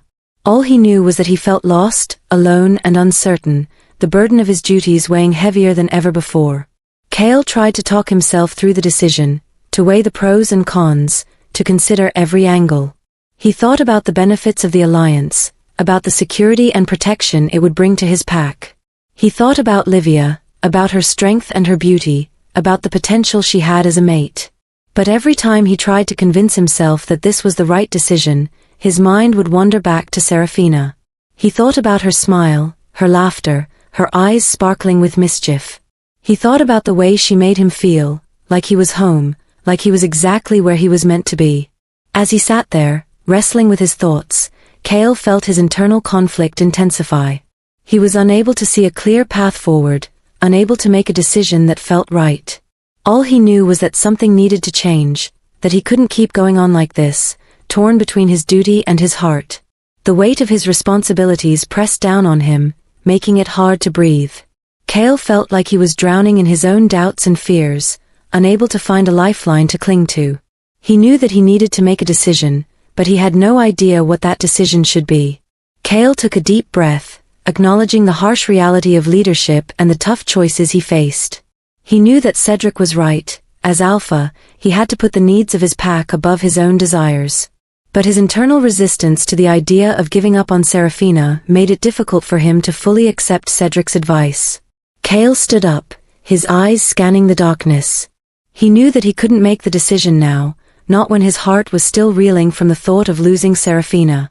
Instead of giving in to the pressure, he resolved to find another way to protect his pack without sacrificing his heart. Chapter 7. Cale gathered Elias and the elders in a secluded clearing, the moon casting an eerie glow over the assembled group. He paced back and forth, his mind racing with the weight of his responsibilities. "I need to find a way out of this marriage," Cale said, his voice low and urgent. "There has to be an alternative, something that doesn't involve sacrificing my own happiness." Elias exchanged a skeptical glance with the elders. "Cale, we've been over this. The alliance with Cedric is crucial to our pack's survival. Without it, we're vulnerable to attack and starvation." Cale's frustration grew as he listened to Elias's words. He knew that his friend was right, but he couldn't shake the feeling that there had to be another way. "What about negotiating with Cedric?" Cale suggested, desperate for a solution. "Maybe we can offer him something else in exchange for the alliance." The elders shook their heads, their expressions unyielding. "Cedric wants the marriage, Cale. He's made it clear that it's non-negotiable." Cale's pacing grew more agitated as the weight of his responsibilities became overwhelming. He felt like he was being backed into a corner, with no way out. Cale's pacing grew more agitated as the weight of his responsibilities became overwhelming. He felt like he was being backed into a corner, with no way out. "How can you ask me to do this?" Cale demanded, his voice rising in frustration. "Don't you see how this is tearing me apart? I'm not just talking about the marriage, I'm talking about giving up on the one person who makes me feel alive." Elias's expression softened, and he placed a hand on Cale's shoulder. "The alliance with Cedric is our best chance at survival. You know that." Just then, Callan stepped forward, his eyes filled with a sympathetic understanding. "Cale, I know this isn't easy, but maybe we're looking at this the wrong way. Maybe Livia isn't as bad as we think she is." Cale raised an eyebrow, skeptical. "What are you talking about, Callan?" "I'm saying that maybe we should give Livia a chance," Callan said, his voice filled with conviction. "Maybe she's not the monster we've made her out to be. And even if she's not the love of your life, maybe you can grow to care for her. Maybe you can learn to love her." Cale felt a surge of doubt at Callan's words. Could it be true? Could he really learn to love Livia? Or was Callan just trying to make the best of a bad situation? Cale couldn't shake the feeling that he was running out of options. Desperate to find a way out of the marriage, he decided to take a risk and send a secret message to Alpha Cedric, hoping to negotiate a different terms. He waited anxiously for a response, his heart racing with anticipation. But when Cedric's reply finally arrived, Cale's hopes were dashed. "I will not be swayed by empty promises or desperate pleas," Cedric's message read. "The terms of the alliance remain the same. You will marry Livia, and secure the future of your pack. You have a fortnight to make your decision. If I do not receive your acceptance by then, I will consider our negotiations at an end. Cale felt like he had been punched in the gut. Cedric's words were cold and unforgiving, leaving no room for negotiation or compromise. He felt cornered and hopeless, trapped in a situation that seemed impossible to escape. As he read the message again, Cale began to realize that the marriage might be his only way out of the political conflict. But the emotional cost was too high. He couldn't bear the thought of spending the rest of his life with a woman he didn't love, all for the sake of securing his pack's future. Cale arrived at the training ground, his heart racing with excitement. He had been looking forward to this all day, and was eager to spend some time with Serafina. They had been talking about training together for weeks, and he felt like they both needed the release of physical activity. As he waited, he noticed Serafina approaching, her eyes narrowed in skepticism. She looked around the training ground, taking in the various equipment and obstacles. "I didn't think you were serious about meeting here," Serafina said, her voice tinged with amusement. "I thought it was just a joke." Cale grinned, feeling a little relieved that she had shown up. "I'm always serious about training," he said, holding out a hand to her. "Besides, I thought we could both use a little sweat and release." Serafina raised an eyebrow, but took his hand, allowing him to pull her into the training area. "You're not going to go easy on me, are you?" she asked, a hint of challenge in her voice. Cale chuckled, feeling his heart swell with affection for her. "No promises," he said, his eyes glinting with mischief. "Let's see how you hold up." Serafina smiled, her eyes sparkling with anticipation. "Bring it on," she said, cracking her knuckles in preparation. Cale grinned, feeling a surge of excitement. This was exactly what he needed, a chance to spend time with Serafina, to push her physically, get her stronger, and to forget about the weight of his responsibilities, if only for a little while. Cale and Serafina faced off in the training area, their eyes locked in a playful challenge. Cale charged forward, his movements swift and fluid, but Serafina hesitated, her eyes darting back and forth. "Come on, Serafina." Cale called out, his voice encouraging. "Defend yourself." Serafina took a deep breath and raised her hands, but it was clear that she was out of her element. She stumbled backward as Cale advanced, her movements awkward and uncoordinated. Cale slowed to a stop, concern etched on his face. "Serafina, are you okay? You're not even shifting." Serafina's eyes dropped, her cheeks flushing with embarrassment. I haven't shifted in a while," she admitted, her voice barely above a whisper. "My wolf has been dormant, I guess." Cale's expression softened, and he took a step forward, his eyes filled with understanding. "It's okay, Serafina. We can work on that. But first, let's focus on your human form. We can start with some basic self-defense moves." Serafina nodded, a small smile on her face. "Okay." Together, they began to train, Cale patiently teaching Serafina how to defend herself. Despite her initial awkwardness, Serafina proved to be a quick learner, her movements becoming more confident and fluid with each passing minute. As Serafina focused her energy, her body began to shift, her limbs contorting and her senses heightening. Cale watched in awe as her wolf Lunar emerged, a beautiful silvery white wolf with golden eyes. Cale let out a whoop of excitement, his own wolf Orion, bursting forth from his body. Orion was a massive jet-black wolf with silver eyes, his fur rippling in the sunlight as he landed effortlessly on the ground. The two wolves faced off, their eyes locked in a fierce stare. Cale, in his wolf form, let out a low growl, his hackles raised in excitement. Serafina, as Lunar, responded with a high-pitched yip, her tail wagging furiously as she launched herself at Cale. The two wolves clashed, their bodies crashing together in a flurry of fur and teeth. They rolled and tumbled, their paws waving wildly as they fought for dominance. Cale, as Orion, was a force to be reckoned with, his powerful jaws snapping shut just inches from Serafina's face. But Serafina, as Lunar, was quick and agile, dodging and weaving with ease as she landed a series of swift kicks and bites. The battle was intense, the two wolves fighting with all their might. But as they clashed, Cale couldn't help but feel a sense of pride and admiration for Serafina.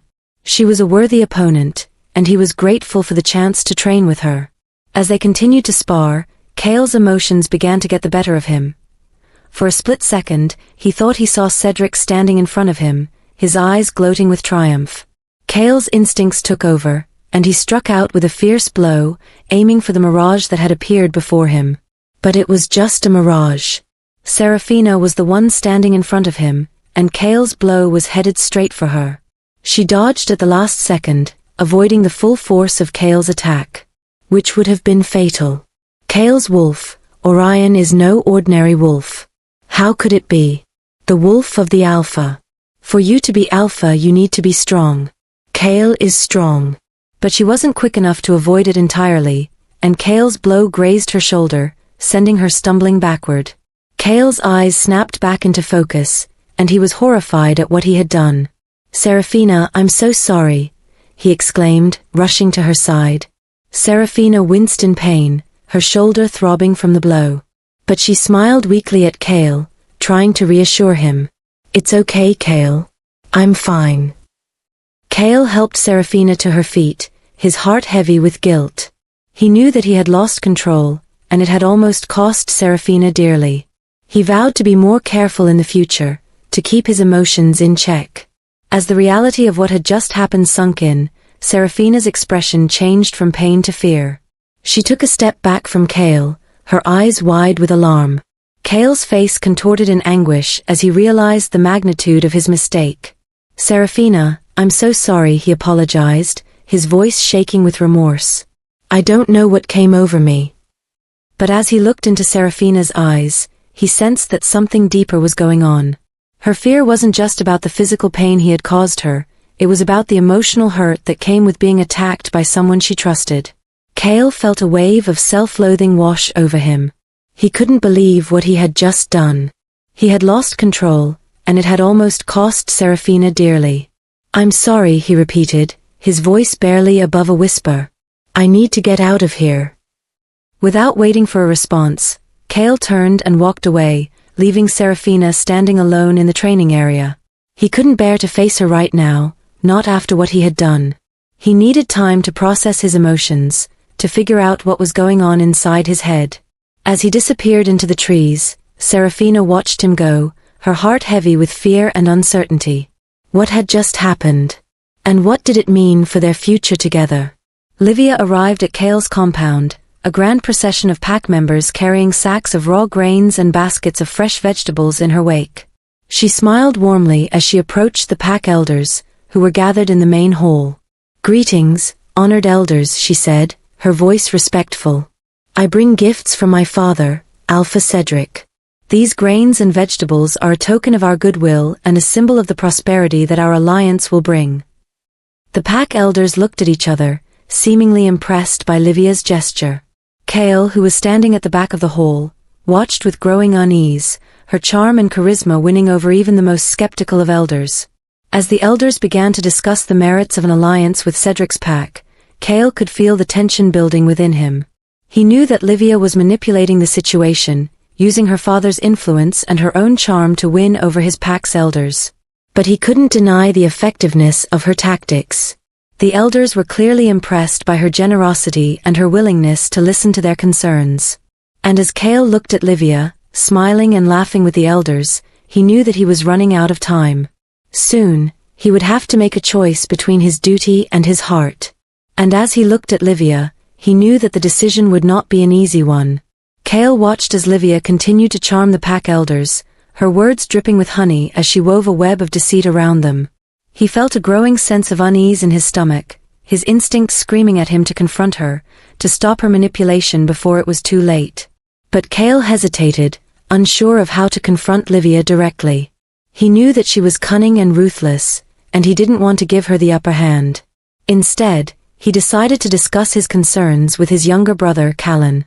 Callan was a few years younger than Cale, but he was wise beyond his years and had a keen insight into the workings of the pack. Cale found Callan in the training grounds, sparring with one of the younger pack members. He waited until Callan had finished his training session, then approached him, his expression serious. "Callan, I need to talk to you about something," Cale said, his voice low and urgent. Callan's expression turned serious as he followed Cale to a quiet corner of the training grounds. "What's going on, Cale?" he asked, his eyes narrowed with concern. "It's Livia," Cale said, his jaw clenched in frustration. "She's manipulating the pack elders, using her charm and her father's influence to win them over." Callan's expression darkened. "What do you plan to do about it?" he asked, his voice firm. Cale hesitated, unsure of how to proceed. "I don't know," he admitted, feeling a sense of frustration and helplessness. "I don't want to confront her directly, but I don't know how to stop her without doing so." Livia walked up to Cale, a smile on her face. Callan, who was standing nearby, greeted her warmly.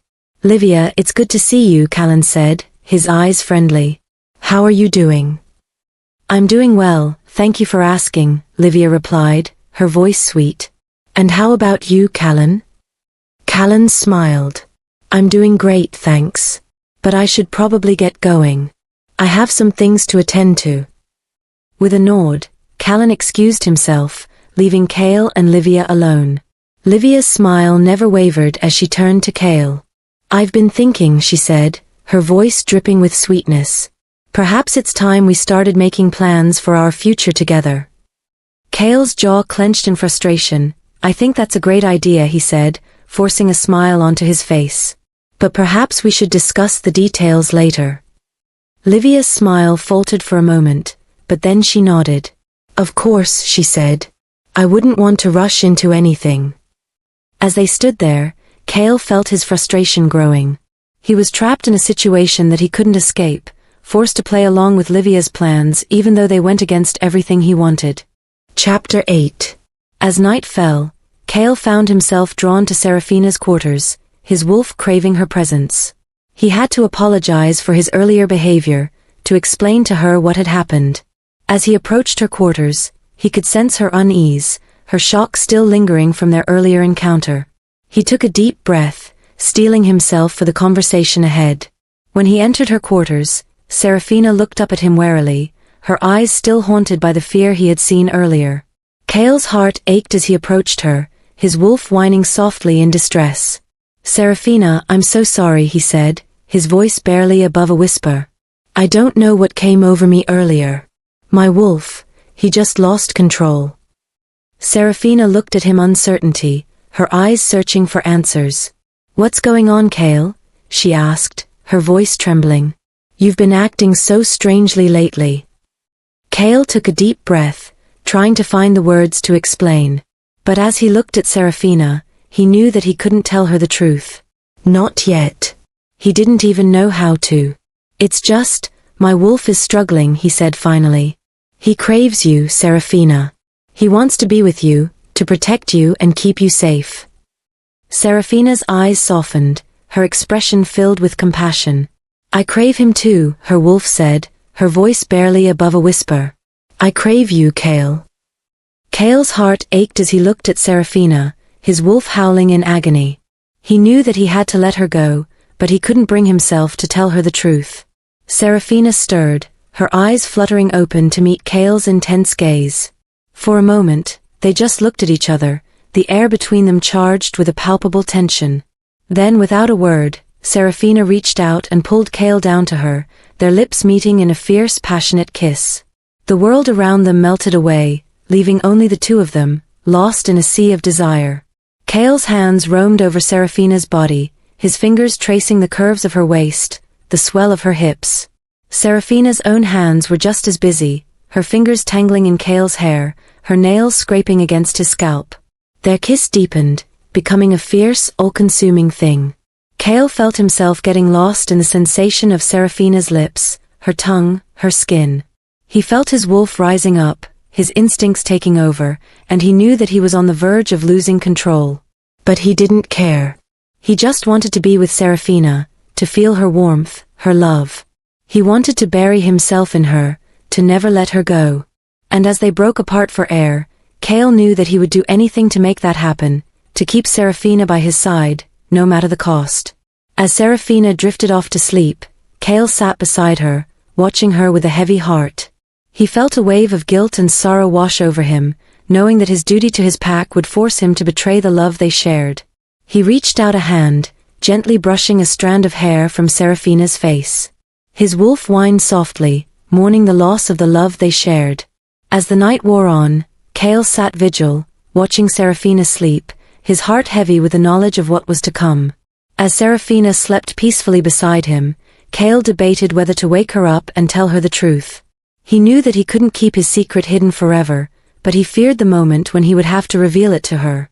Cale's eyes wandered over Seraphina's face, taking in the gentle curves of her features, the soft rise and fall of her chest as she breathed. He felt a pang of sadness and regret, knowing that the truth would tear their world apart. How could he tell her that their love was doomed, that his duty to his pack would force him to marry another? The thought of destroying the hope that Seraphina still had for their future together was almost too much to bear. Cale's resolve faltered as he looked at Seraphina, her peaceful expression a stark contrast to the turmoil that raged within him. He couldn't bring himself to destroy the happiness that she felt, not yet. With a heavy heart, Cale made the decision to wait, to put off the inevitable for just a little while longer. He knew that it was cowardly, but he couldn't help himself. As he lay down beside Seraphina, wrapping his arms around her to hold her close, Cale felt a sense of desperation wash over him. He knew that he was living on borrowed time, that soon he would have to face the consequences of his actions. But for now, he just wanted to hold Seraphina, to cherish the time they had left together, and to pretend that the truth didn't exist. With a heavy heart, Cale finally decided to let Seraphina sleep, not wanting to face the devastation that would come with telling her the truth. He knew that delaying the inevitable would only prolong her suffering, but he couldn't bring himself to shatter the peaceful expression on her face. As he lay beside her, Cale felt like he was betraying her trust, like he was sacrificing their love on the altar of duty and obligation. His inaction felt like a weight crushing his chest, making it hard to breathe. Cale's heart broke as he realized that no matter how much he loved Seraphina, the future he had envisioned with her was slipping away. He thought of all the moments they had shared, all the laughter and tears, and he knew that he couldn't bear to lose her. But he also knew that he had no choice. He was bound by his duty to his pack, and he couldn't abandon them, no matter how much he wanted to. The thought of living without Seraphina by his side was unbearable, but he knew that it was a sacrifice he would have to make. As the weight of his decision crushed him, Cale felt like he was losing everything he cared about. He was trapped in a nightmare from which he couldn't awaken, forced to choose between his duty and his heart.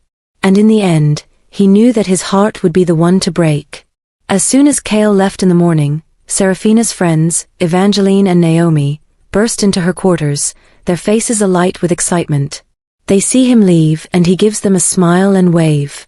"Spill the tea, girl," Evangeline exclaimed, plopping down onto Seraphina's bed. "We've been dying to know what's going on between you and Cale." Naomi nodded enthusiastically, her eyes shining with curiosity. "Yeah, we need all the juicy details." Seraphina blushed, feeling a flutter in her chest as she thought about Cale. "There's not much to tell," she said, trying to play it cool. "We just enjoy each other's company." Evangeline raised an eyebrow. "Enjoy each other's company?" she repeated, her voice dripping with skepticism. "Girl, please. We've seen the way Cale looks at you. He's got it bad." Naomi nodded in agreement. "And you're not exactly immune to his charms either," she added, winking at Seraphina. Seraphina felt her face heat up, but she couldn't deny the truth. She had fallen deeply in love with Cale, and she knew that he felt the same way about her. But Evangeline's expression turned serious, her eyes clouding with concern. "Seraphina, I know you think you're in love with Cale, but you need to be careful," she said. "Loving an alpha is not for the faint of heart. They're complicated, and their lives are never their own." Naomi frowned, disagreeing with Evangeline. "That's not fair, Evangeline," she said. "Cale is a good person, a kind alpha, and he cares deeply about Seraphina. They deserve a chance to be happy together." Seraphina listened to her friend's arguments, feeling a pang of uncertainty. She knew that Evangeline was right, loving an alpha was complicated, and there were risks involved. But she also knew that she couldn't help the way she felt. She was in love with Cale, and she was willing to take that risk. Cale and Callan were standing outside Cale's quarters, discussing the recent events, when a loud shout pierced the air. Rogues! Cale's head snapped up, his eyes locking onto Callan's. Rogues, he growled, already shifting into his wolf form. Callan followed suit, and together they sprinted towards the commotion, joining the other warriors in the fight. As they ran to the battlefield, they jumped and shifted mid-air and landed as their wolves. Cale looked at Callan, both wolves, and immediately they lunged, their movements fluid and synchronized. Callan hitting a rogue wolf and Cale tearing into the wolf's neck, they worked together seamlessly, taking down rogue after rogue. Finally, after what seemed like an eternity, the rogues were repelled. Cale shifted back into his human form, his chest heaving with exhaustion. Callan stood beside him, his eyes scanning the aftermath of the battle. "We need to make sure our pack is secure," he said, his voice firm. Cale nodded in agreement. Seraphina rushed to Cale, holding him so tight. "Thank God you are safe," she said, whispering in his ears as she tightened her hug. "I am all right, my love," Cale said, both putting their foreheads on each other. Callan spoiling their moment, Cale kicked ass. "I know he did," Seraphina said, as she kissed him on the cheeks, but her voice, slightly low and coarse like she had been crying and scared. "Don't ever worry about us. We are strong and nothing will ever happen," Callan said. Just as Seraphina was going to reply, Elias came rushing in. "The elders need to us urgently." "I'll see you later, my love," Cale kissing her and rushing away. "Go home," Cale said, turning back and looking at Seraphina as he rushed to the elders. The elders led Cale and Callan to a private chamber, their faces stern and serious. "The rogue attack today was a wake-up call," one of the elders said, his voice firm. "If we had the backing of Alpha Cedric and his pack, this would never have happened. The rogues knew we were vulnerable, and they took advantage of it." Cale felt a surge of frustration and anger. He knew that the elders were right, but he couldn't shake the feeling that he was being railroaded into a mating he didn't want. "The mating between you and Livia is more crucial now than ever," another elder said, his eyes boring into Cale's. "With the backing of Alpha Cedric and his pack, we'll be able to protect ourselves against future attacks." Cale hesitated, uncertainty washing over him. He knew that the elders were trying to protect the pack, but he couldn't bring himself to agree to the mating. "I understand what you're saying," Cale said slowly, "but I need time to think about this. I'm not sure I'm ready to commit to a mate." The elders exchanged disapproving glances, their faces stern. "Cale, we don't have time for this," one of them said firmly. "The pack's safety is at stake. We need you to make a decision, and we need it now." The elders pressed on, their words painting a picture of a secure and prosperous future for the pack. "With Livia as your mate, we'll have the backing of Alpha Cedric and his pack," one of them said. "We'll be protected from rogue attacks and have access to new resources and alliances." Cale felt his resolve weakening, the benefits to the pack weighing heavily on his mind. But a nagging fear still lingered, the fear of losing his freedom and autonomy. He didn't want to be tied down to a mate he didn't love, didn't want to lose the ability to make his own choices. Cale trudged through the forest, his feet carrying him further and further away from the pack's village. He needed space, needed to escape the suffocating pressure that had been building up inside him. He finally reached a secluded clearing, the trees towering above him like sentinels. Cale collapsed onto a nearby rock, his head in his hands. The silence was oppressive, amplifying the turmoil that raged within him. Cale's mind was a jumble of conflicting emotions, guilt, anger, sadness, and regret. He felt like he was drowning in his own despair. As the darkness closed in around him, Cale's emotional walls began to crumble. He thought of Seraphina, of the love they shared, and of the future they would never have. He thought of Livia, of the mate he would be forced to take, and of the life he would have to lead without the woman he loved. The weight of his responsibilities crushed him, forcing him to confront the reality of his situation. Cale's pack needed him to secure their future, and that meant sacrificing his own happiness. As the truth hit him like a ton of bricks, Cale's body shook with sobs. He wept for the love he would lose, for the life he would never have, and for the brokenness that had become his reality. Chapter 9. Cale sat in his chambers, his trusted advisor and friend Elias standing before him. Elias's expression was somber, his eyes filled with a deep understanding of the weight that Cale carried. The wedding is just a day away, Cale, Elias said, his voice low and measured. Are you prepared for what's to come? Cale's jaw clenched, his mind racing with the implications of his decision. I have no choice, Elias, he said, his voice barely above a whisper. The alliance with Cedric is crucial to our pack's survival. Elias nodded, his expression unyielding. I know, Cale. But you must also consider the political ramifications of this marriage. Cedric will expect loyalty and obedience from you, and from our pack. Cale's heart grew heavier, the emotional burden of his choice threatening to crush him. He knew that Elias was right. The marriage was a necessary evil, one that would secure the pack's future but sacrifice his own happiness. I know what's at stake, Elias, Cale said, his voice firming. I'll do what's necessary to protect our pack. Elias's eyes narrowed, his gaze piercing. And what of Seraphina, Cale? Have you considered the consequences of your decision on her? Cale's expression faltered, his heart twisting in agony. He knew that he couldn't respond, couldn't acknowledge the pain he was causing Seraphina. Instead, he steeled himself, his resolve hardening like steel.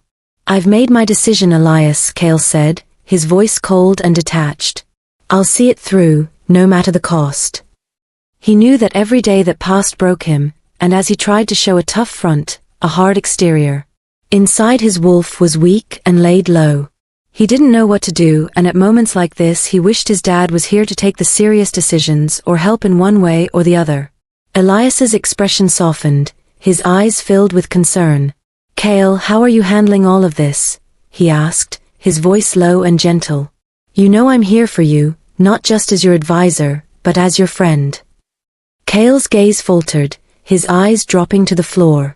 He couldn't bring himself to talk about Seraphina, not without revealing the depth of his emotions. He avoided addressing the elephant in the room, instead focusing on the practical aspects of the situation. I'm fine, Elias, Cale said, his voice firm but detached. I'll do what's necessary to secure the pack's future. Elias's eyes narrowed, his gaze piercing. Cale, don't shut me out, he said, his voice soft but insistent. I know you're struggling with this. You're not just sacrificing your happiness, you're sacrificing your heart. Cale's silence spoke volumes, his guilt and pain evident in the lines of his face. Elias sensed the turmoil brewing beneath Cale's stoic exterior, but Cale refused to crack, unwilling to show weakness. I've made my decision, Elias, Cale repeated, his voice cold and detached. Let's focus on the logistics of the wedding and the alliance with Cedric. Elias's expression turned somber, his eyes filled with a deep understanding of Cale's internal conflict. He nodded, knowing that Cale wasn't ready to confront his emotions. For now, Elias would have to be content with being a silent witness to Cale's pain. Cale's eyes locked onto Elias's, searching for reassurance. Am I doing the right thing, Elias? He asked, his voice barely above a whisper. Elias's expression was somber, his eyes filled with a deep understanding of the weight that Cale carried. You're doing what's best for the pack, Cale, he said, his voice firm but gentle. Cale's gaze faltered, his heart twisting in agony. He knew that Elias was right, but the thought of sacrificing his heart, of giving up on Seraphina, was almost too much to bear. But at what cost? Cale asked, his voice cracking with emotion. Elias's eyes narrowed, his gaze piercing. The pack's survival is at stake, Cale. You know that. You must put the pack's needs before your own desires. Cale's internal conflict raged on, his heart warring with his duty. But he knew that he couldn't turn back now. He had to see this through, no matter the emotional toll. With a deep breath, Cale steeled himself, his resolve hardening like steel. I'll do it, he said, his voice firm. I'll marry Livia and secure the alliance with Cedric. Elias's expression was grim, his eyes filled with a deep sadness. He nodded, knowing that Cale had made his decision. But as he turned to leave, Cale's voice stopped him. Elias. Yes, Cale? Elias replied, turning back to face him. Cale's eyes were haunted, his voice barely above a whisper. Will I ever be able to forgive myself for this? Cale and Seraphina sat together on the couch in her small cottage, the warm glow of the fireplace casting a golden light over the room. They had spent the evening talking and laughing, but now Cale's mood had turned somber. Seraphina, do you believe in fate? Cale asked, his eyes fixed on the flames dancing in the fireplace.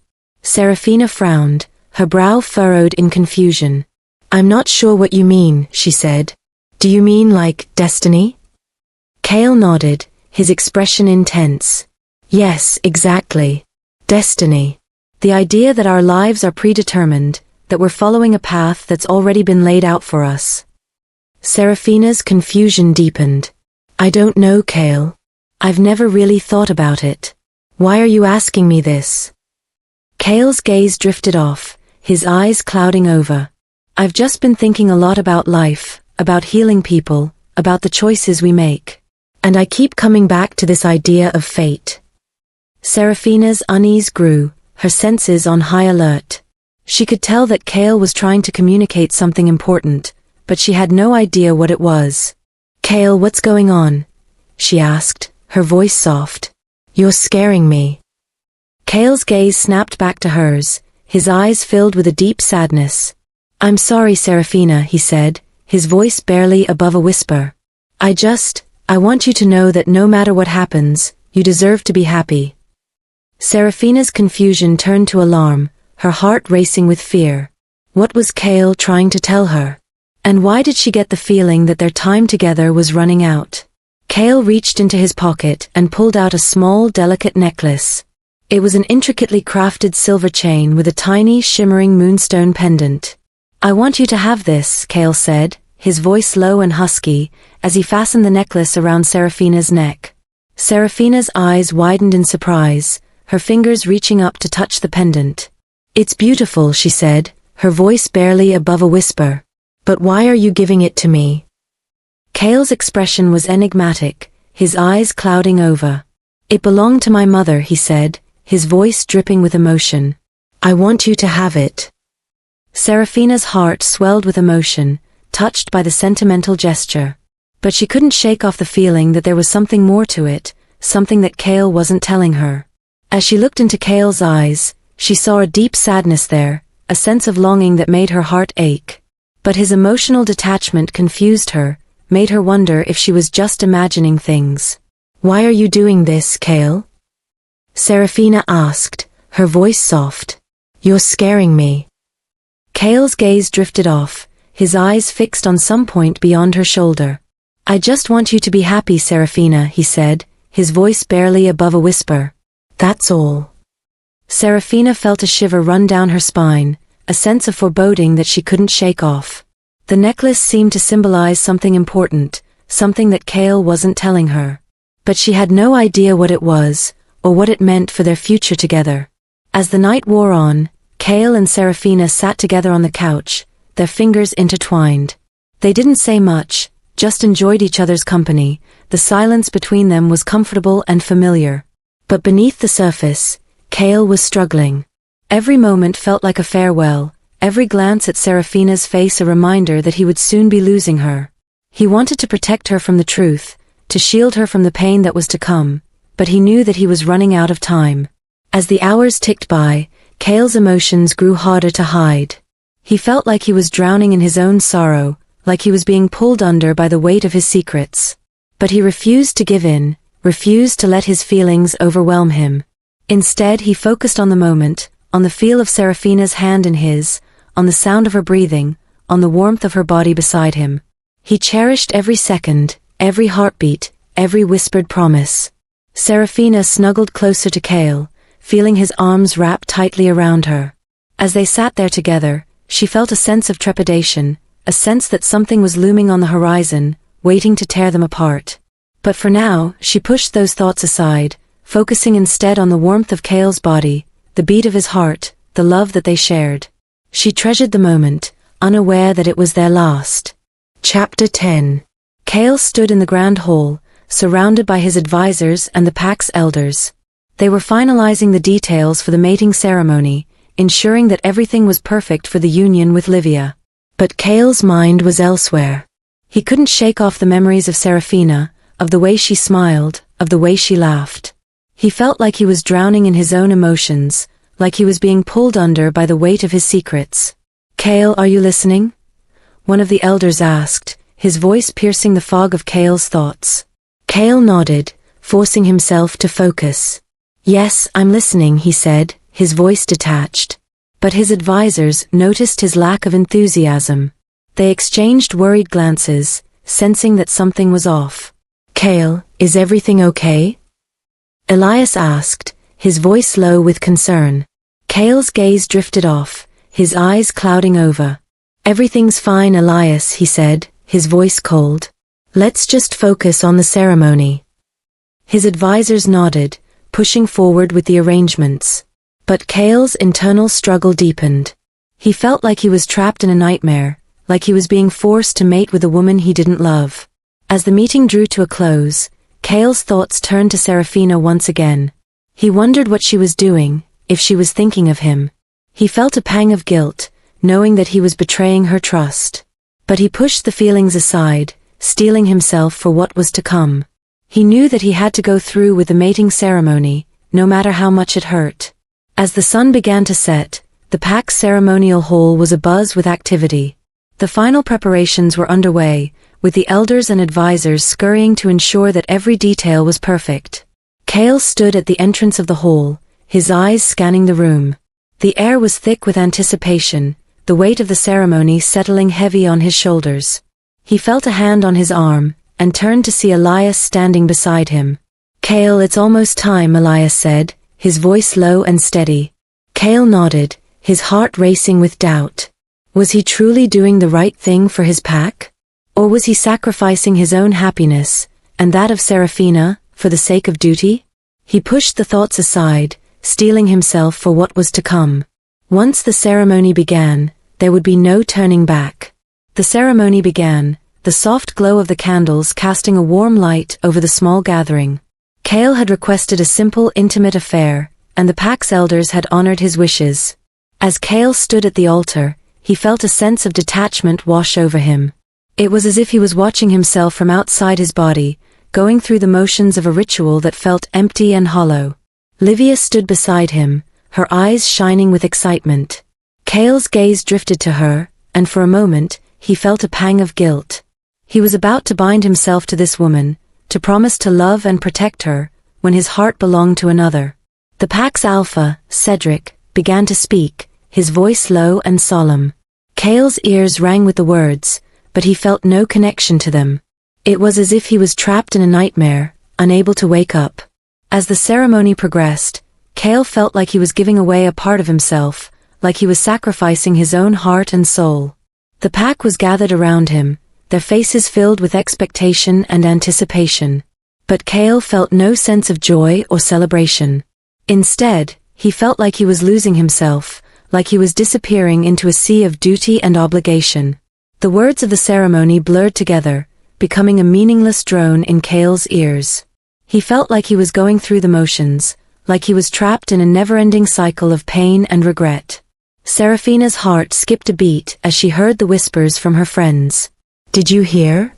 Kale is uniting with Livia today, one of them said, her voice barely above a whisper. Serafina's mind reeled in shock. No, it couldn't be. Kale would never do that, not without telling her. She didn't believe it. But as she looked around, she saw the somber faces of the pack members, their eyes filled with a mix of sadness and resignation. Serafina's heart began to race with dread.